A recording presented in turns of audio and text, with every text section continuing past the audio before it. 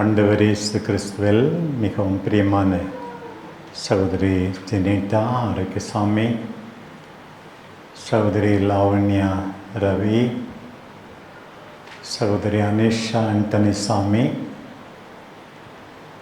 மற்ற FIHM அருள் சகோதரிகளே, மற்ற சபை சார்ந்த அருள் சகோதரிகளே, அன்பார்ந்த பங்கு தந்தை அழகு செல்வன் அவர்களே, மற்ற அருள் பணியாளர்களே,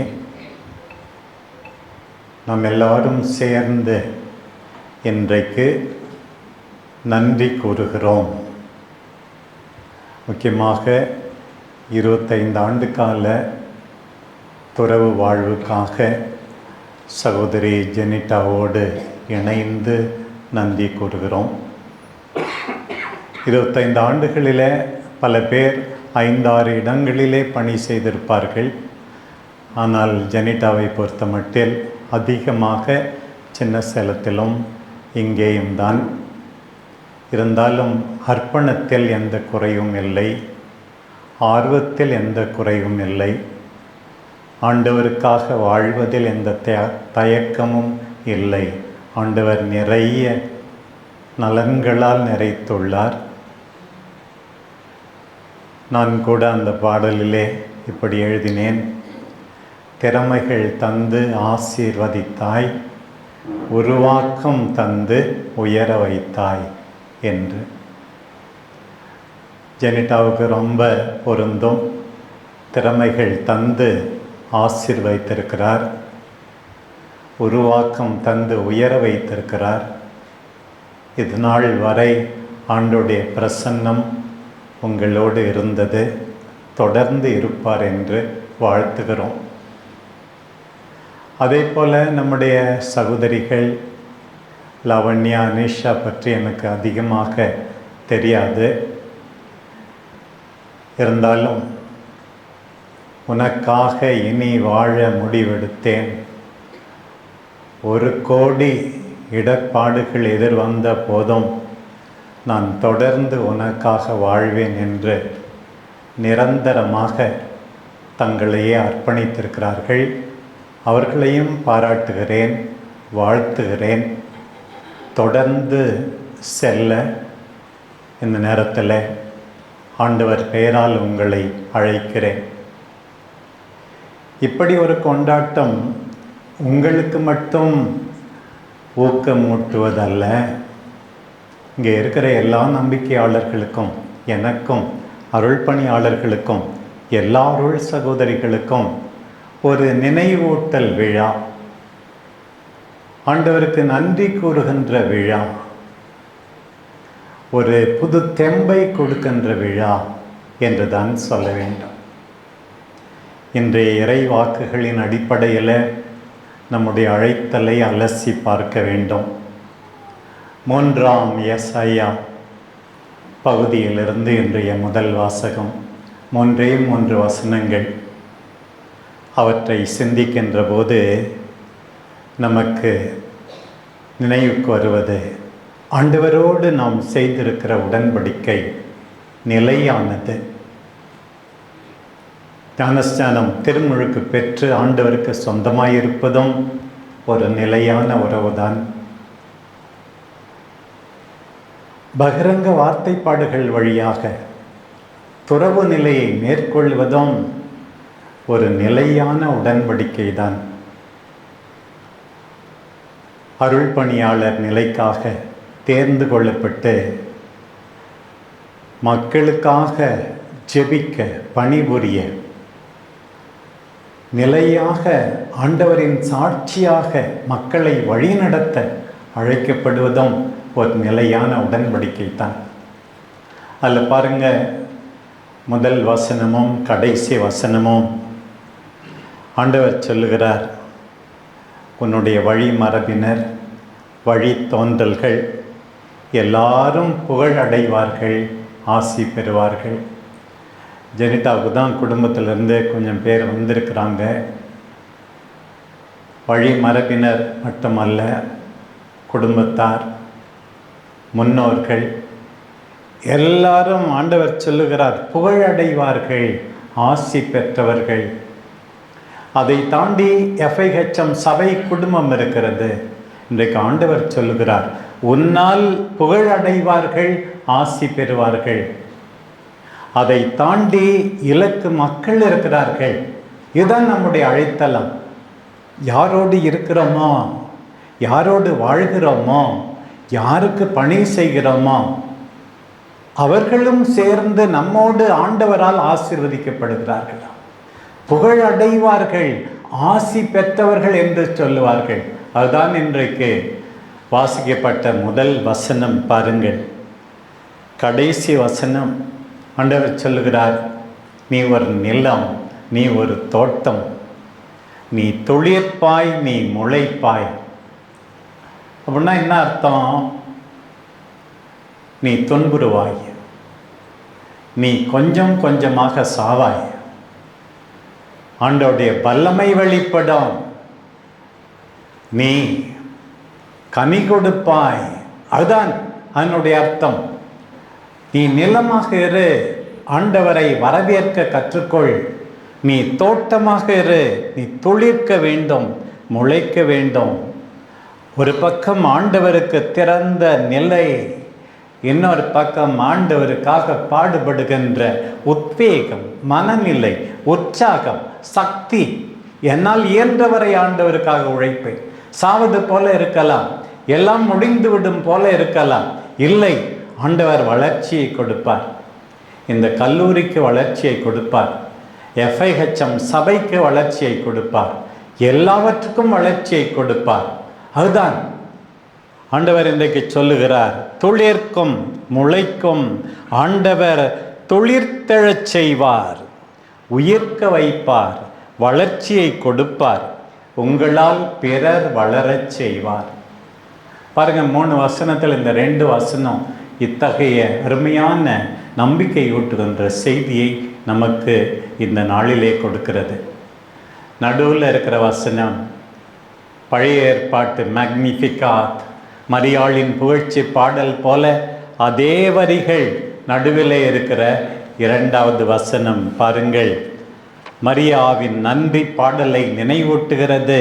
ஆண்டவரில் பெருமகிழ்ச்சி அடைவேன், என் கடவுளில் என் உள்ளம் பூரிப்படையும். அமேஷா, லாவண்யா, ஆண்டவரில் பெருமகிழ்ச்சி அடையுங்கள்.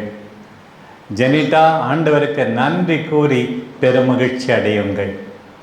ஏனென்றால் ஆண்டவரில் தான் உங்கள் உள்ளம் பூரிப்படைய வேண்டும். எவ்வளவு நல்லது செய்திருக்கிறார். இன்றைய நற்செய்தி பகுதிக்கு வருகிறோம். அன்பு தாய் அன்னை மரியாளின் புகழ்ச்சி பாடல். மரியா ஏன் இவ்வளவு மகிழ்ந்து பாடினார்கள்? அவர் செய்யப்போவதை விட அவரது மகனால் செய்யப்பட போவது அவருக்கு மகிழ்ச்சி அளிக்கிறது. தாழ்ந்தோர் அனுபவிக்கும் வல்லமை, மீட்பு. எலிசபெத்தை பார்த்து சென்றார், கீழ்ப்படிந்து சென்றாரா? இல்லை. மகிழ்ச்சி ஒரு பக்கம், ஆச்சரியம் ஒரு பக்கம், அக்கறை ஒரு பக்கம்.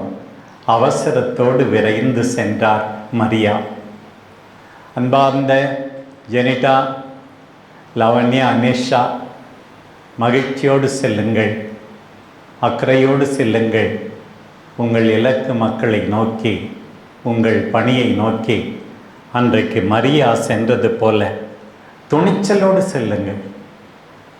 ஆண்டவர் உங்களுக்கு வல்லமை ஆவார். போய் வாழ்த்துகின்றார் மரியா. சில பேர் டோன்ட் கேர் மாஸ்டர், யாரையுமே பார்க்கறதில்லை, பேசுறதில்லை, சிரிக்க மாட்டாங்க, வரவேற்க மாட்டாங்க, மொபைலிலே புதைந்து கொண்டிருப்பார்கள், தங்கள் வேலைதான் முக்கியம் என்றெல்லாம் நினைப்பார்கள். வாழ்த்துகின்ற மரியாவை பாருங்கள். தூய ஆவியால் மற்றவர்களை நிரப்புகின்ற மரியாவை பாருங்கள்.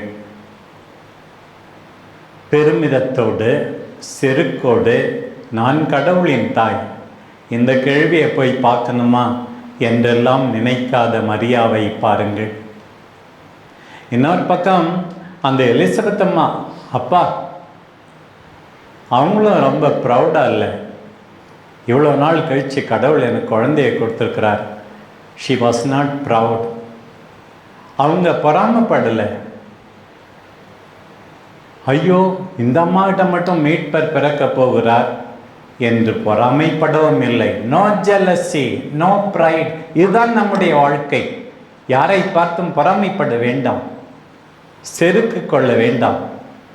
பாருங்கள், மரியா எலிசபெத்தை வாழ்த்துகிறார்கள். நேற்று கூட ஃபாதர் சொன்னாங்க, நீங்கள் பெங்களூரில் இருக்கும்போது இப்படி இந்த டெக்ஸ்ட்டை பற்றி சொன்னீங்க, அதை சொல்லுங்களேன் அப்படின்னு சொன்னாங்க ஒரு ஃபாதர்கிட்ட பேசும்போது. Both women have conceived under extraordinary circumstances and each of them leaves it to the other to break the news. அசாதாரணமான சூழ்நிலையில் 2 பேருமே கருவுற்றிருக்கிறார்கள். ஆனால் ஒருவர் மற்றவருக்கு அந்த வாய்ப்பை கொடுக்கிறார்களாம். பாருங்கள், both women are excellent examples of listening. கேளுங்கள், ஆசிரியர்களுக்கு செவி கொடுங்கள், மாணவிகளுக்கு செவி கொடுங்கள், மற்றவர்களின் கண்ணீரை பாருங்கள், மற்றவர்களின் அழுகுரலை கேளுங்கள். இதுதான் நம் அன்பு தாய் நமக்கு சொல்லிக் கொடுக்கின்ற பாடம். என் ஆண்டவரின் தாய் என்று எலிசபெத் அம்மா அன்றைக்கு அறிக்கையிட்டார். ஆண்டவர் சொன்ன வாக்கு நிறைவேறும் என்று நம்பினாயே. அவரை பாராட்டினார். உடனே இந்த தாய் நான் ஒன்றுமில்லை என்று சொல்லி அவர் பாடிய நன்றி பாடல் அடிக்கடி நடக்கின்ற நிகழ்வுகளிலெல்லாம் இந்த பகுதி வாசிக்கப்படுகிறது. எத்தனை பாடங்கள்!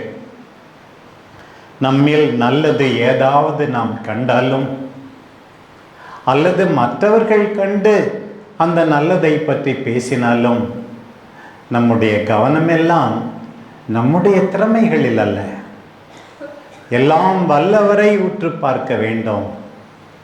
அவருக்குத்தான் அந்த புகழ்ச்சி. இந்த அருமையான சகோதரிகளை பார்த்து நல்லா பாடினம்மா, நல்லா முன்னுரை எழுதினம்மா, நல்லா காலேஜை நடத்தினம்மா என்று சொன்னான். மாதாவை போல என் ஆன்மா ஆண்டவரை ஏற்றி போற்றுகின்றது. என் மீட்பராம் கடவுளை நினைந்து என் இதயம் களி கூறுகின்றது. ஏனெனில் வல்லமை மிக்கவர் எனக்கு அரும் பெரும் செயல் பல புரிந்தார். இதோ ஆண்டவருடைய அடிமை என்று சொன்னேனே, வேலைக்காரி என்று சொன்னேனே, நான் வேலைக்காரி தான், தாழ்ந்த நிலையில் இருப்பவர் தான். என்னை ஆண்டவர் உயர்த்தினார், அவருக்கே எல்லா புகழும் மாட்சியும் என்று நீங்களும் சொல்ல வேண்டும், வாழ்நாளெல்லாம் சொல்ல வேண்டும். அப்படி சொன்னால் உண்மையாகவே நலமாக இருப்போம். இந்த பாடலில் தான் பாருங்கள், ஒரு பக்கம் ஆண்டவர் செய்த ஆச்சரியங்கள், wonder, admiration for the Lord. ஆண்டவரை குறித்து அட்மையர் பண்ணுறீங்களா? இன்னும் நல்ல அருள் சகோதரிகள், உங்களை விட வயதில் மூத்தவர்கள் எவ்வளோ பேர் இருக்கிறார்கள். இங்கே பாருங்கள், காலேஜில் பிரிட்டோ மதர் கூடலாம் இருந்தீங்க. நீங்கள் எவ்வளவு இது போல் பெரியவர்களிடமிருந்து நாம் கற்றுக்கொள்ள வேண்டியிருக்கிறது. Lord, I admire you in my wonderful sisters என்று தொடர்ந்து சொல்லிக்கொண்டே இருக்க வேண்டும். எல்லாவற்றை விட எல்லாம் வல்லவரை நாம் அட்மயர் பண்ண வேண்டும். அவருடைய வல்லமை, அவருடைய இரக்கம் பாருங்கள். இது எல்லாவற்றையும் மாதா நினைத்து அன்றைக்கு நன்றி பாடுகிறார். ஆண்டவரே, உங்களுடைய வல்லமைக்காக நன்றி, உங்களுடைய இரக்கத்துக்காக நன்றி, உண்மையுள்ளவராக நீர் இருப்பதற்காக நன்றி என்று சொல்ல வேண்டும். Admire the Lord.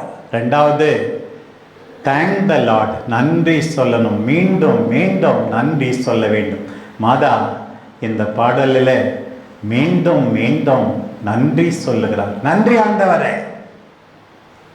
we take people for granted. எவ்வளோ பேர் எவ்வளோ செய்கிறாங்க, எனக்குலாம் எவ்வளோ பேர் செய்கிறாங்க. பாண்டிச்சேரிக்கு போய் வந்தேன், எவ்வளோ பேர் மக்களுடைய அன்பு, உற்சாகமூட்டும் வார்த்தைகள், அவர்களுடைய அக்கறை,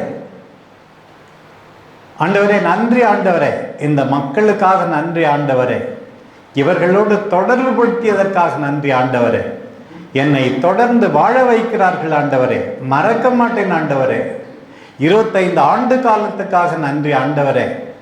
ஆஸ்பிரன்சி, போஸ்டலன்சி, நொவிஷியேட், இது நாள் வரை ஜூனியர் சிஸ்டராக பயன் அடைந்தது, பயன் பெற்றது, கல்லூரியிலே படித்தது, எழுத்தராக வேலை செய்தது, எல்லாவற்றுக்கும் நன்றி ஆண்டவரே. நிகழ்ந்த தீமைகளுக்கும் நன்றி ஆண்டவரே. அவற்றின் வழியாக எனக்கு தாட்சியை கற்றுக் கொடுத்தீரே, விடாமுயற்சியை கற்றுக் கொடுத்தீரே. கெட்டதுக்காகவும் நன்றி ஆண்டவரே, குடும்பத்தாருக்காக நன்றி ஆண்டவரே. சில சமயத்தில் தூரமாக இருப்பது போல தோன்றி இருக்கிறது, அந்நியமாக இருப்பது போல தோன்றுகிறது, யாருமே இல்லை, எந்த சப்போர்ட்டும் இல்லை என்று தோன்றுகிறது. ஆண்டவரே, உம்முடைய சப்போர்ட் இருக்கிறது ஆண்டவரே, அதற்காக நன்றி ஆண்டவரே, நன்றி. கடைசியாக மகிழ்ச்சி பாடல். திருத்தந்தை பிரான்சிஸ் போன வாரம் சொன்னார். அவர் இந்த 15 வியாதிகளை பற்றி சொல்லும்போது முக்கியமான ஒரு தீமை மகிழ்ச்சி இல்லாத திரு அவையாக, துறவர சபைகளாக, குருக்களாக மாறிவிட்டோமே என்று மிகவும் வேதனைப்பட்டார். மகிழ்ச்சி, we are called to be happy.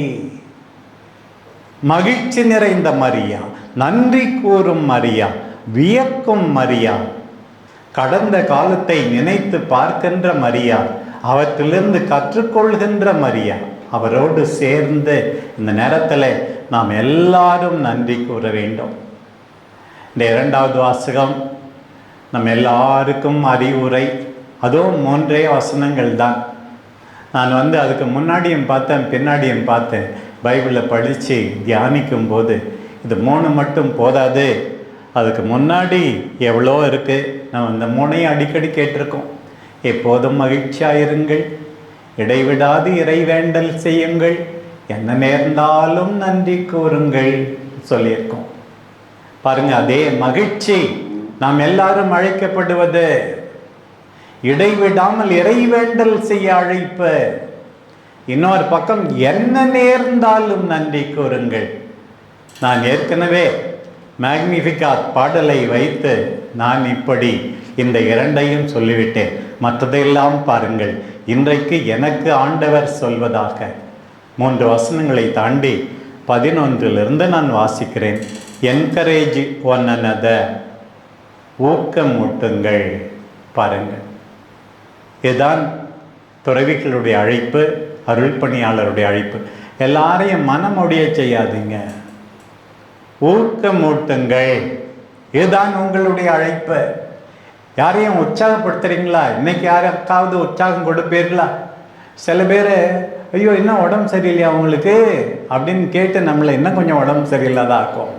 ரொம்ப இழைச்சி போயிட்டீங்க. ஆமாம், இழைச்சி போயிட்டேன், 1 மாதமாக ஆஸ்பத்திரியில் இருந்தது தான் வரேன், நீங்கள் ஏன் பார்க்கலன்னா தான் சில பேர் வாயை மூடுவாங்க. இப்படி போயிட்டீங்களே அப்படின்னு சொல்லி இவங்க யாரும் உற்சாகப்படுத்துவதில்லை. அக்கறை, அவங்களுக்கு பேசுறதுக்கு ஒரு டாபிக் வேண்டும், அவ்வளவுதானே தவிர வேறொன்றும் கிடையாது. பவுல் சொல்றார், இன்னைக்கு என்கரேஜ் ஒன் அனதர். இன்னைக்கு இவங்க 3 பேருக்கு மட்டுமல்ல இந்த செய்தி, இந்த திருப்பலியில் பங்கெடுக்கிற எல்லாருக்கும் செய்தி. எத்தனை இம்பரேட்டிவ் பாருங்க, எல்லாம் கட்டளை தான் பாருங்கள். அடுத்தது பாருங்க, ஒருவரை ஒருவர் வளர்ச்சி அடைய செய்யுங்கள். Help each one to grow, help one another to grow. யாரை வளரச் செய்கிறீர்கள்? வளரச் செய்யாமல் முடக்குகின்றீர்களா? பாருங்க, இந்த பகுதி நம்ம வழக்கமாக கேட்டோம். எப்போதும் மகிழ்ச்சியாக இருங்கள், இடைவிடா ஜெபிங்கள், என்ன நேர்ந்தால் நன்றி கூறும். அது 3 எங்கே எடுத்து போட்டு ஒருத்தம் எழுதின கடிதத்தில் நம்ம என்ன செய்கிறோம்? ஒரு வரியை நடுவில் படிச்சுட்டு போதும்பா அப்படின்னு இருக்கும். இதெல்லாம் படித்த மாதிரி இல்லையே பிஷப் அப்படின்னு சில பேர் சொல்லுவாங்க. வேற இடத்த சொன்னால் பாருங்க, வளர்ச்சி அடைய செய்யுங்கள். யாரையும் கிள்ளி போடாதீங்க, ஒடித்து விடாதீர்கள், முறிந்து விட செய்யாதீர்கள். நம்முடைய அழைப்பு பாருங்கள், வளர்ச்சி அடைய செய்யுங்கள். அறிவு புகட்டுவோரை மதித்து நடங்கள். பெரியவங்களை மதிங்க. சில பேர் மதிக்கவே இல்லை பெரியவங்களை.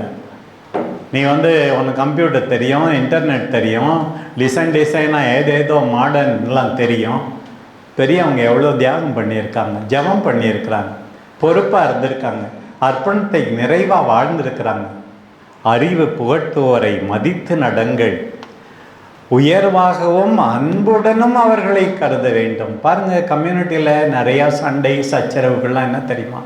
யாரும் அன்பாக உயர்வாக மற்றவர்களை நடத்துவது கிடையாது. இதே பகுதியில் பாருங்கள், இன்றைக்கி வாசித்த பகுதியினுடைய முன்னாடி இருக்க இந்த பகுதியை நான் பார்க்கும்போது, சோம்பேறிகளுக்கு அறிவு புகட்டுங்கள், மனத்தளர்ச்சி உடையோருக்கு ஊக்கமூட்டுங்கள். திருப்பி திருப்பி திருப்பி வருது இந்த ஊக்கமூட்டுங்கள், என்கரேஜ். நான் பர்னபாவை பற்றி சொல்லும்போது சொல்லுவேன், அவருடைய பேரே மேன் ஆஃப் என்கரேஜ்மெண்ட். ஒரு பர்னபா அன்றைக்கு இல்லை என்றால் பவுலே இருந்திருக்க மாட்டார்.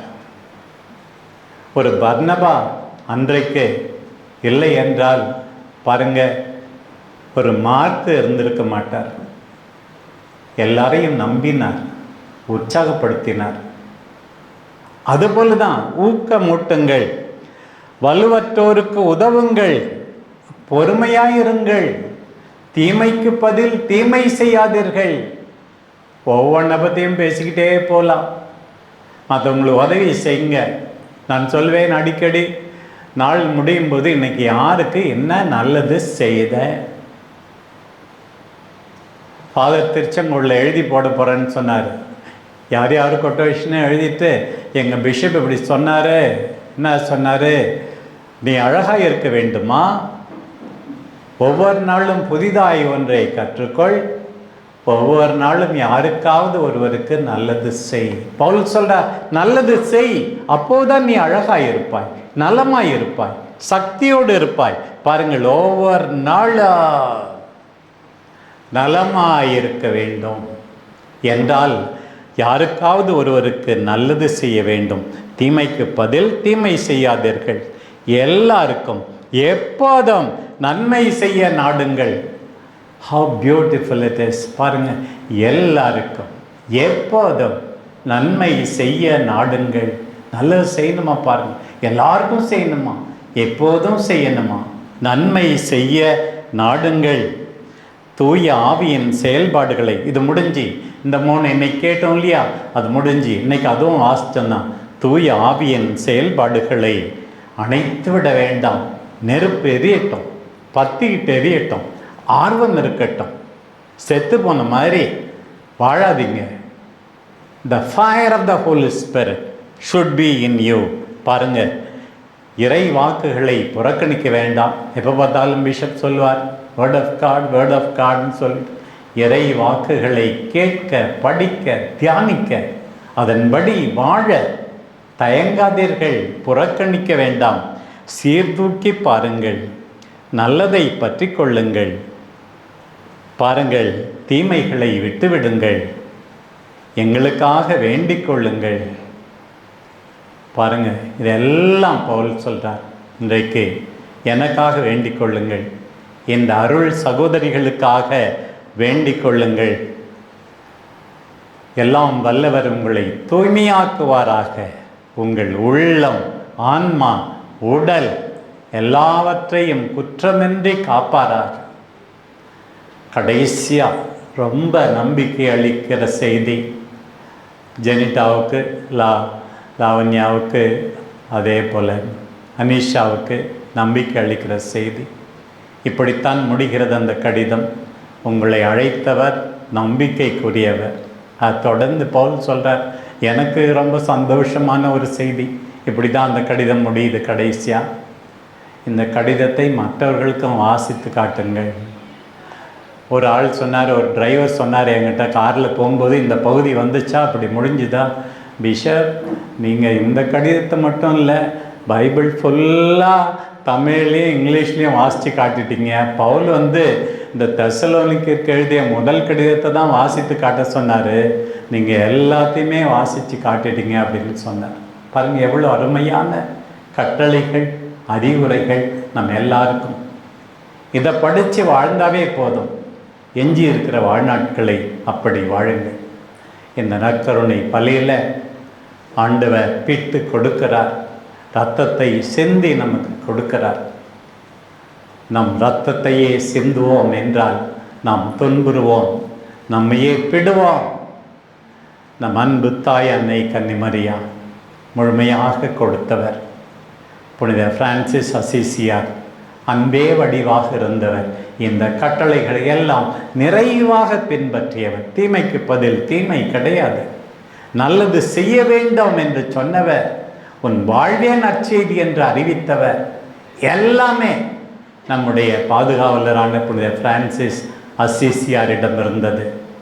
புதுவை பிரான்சிஸ்குவின் தூய இதயன்னை சபையின் அனைத்து சகோதரிகளும் நிறைவாக வாழ வேண்டும், நிறைவாக பணி செய்ய வேண்டும் என்று இறைஞ்சுவோம். ஆமென்.